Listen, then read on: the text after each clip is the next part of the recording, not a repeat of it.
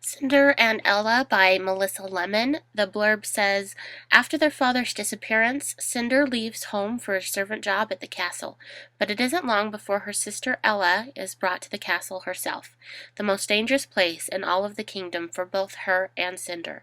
Cinder and Ella is a Cinderella story with no other, and you'll never forget.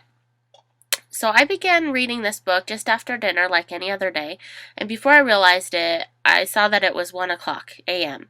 I was still about half an hour from finishing, but my eyes started to droop, and I just really wanted to enjoy the ending.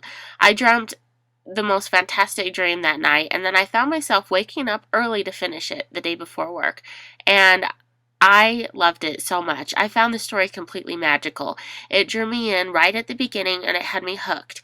After their father is expelled and leaves the family, Cinder and Ella take over the care of the household as the mother becomes lost in her spinning. They are awful, selfish sisters that really are too much to handle even for the two older sisters. Cinder eventually takes a job in the castle, and Ella, no longer able to handle the household herself, finds herself a job outside of the home. The prince, upon finding the news that Ella is working elsewhere, sends his knights to find her and bring her back to him at the castle, and from there adventures, spells, evil versus good, it all appears. As I read, I could not help myself from picturing this story as an older Disney cartoon playing out in my head. The description of the characters, the land, the castle, and the feelings were that good.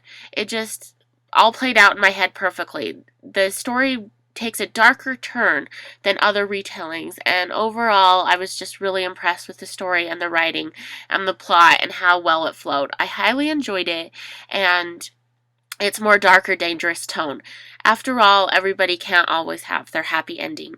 So I do encourage you to pick this one up if you get an opportunity to. I know that it's been getting some different ratings out there, good and bad, but I just really enjoyed this one, and I wanted to put it out there as a fantastic read.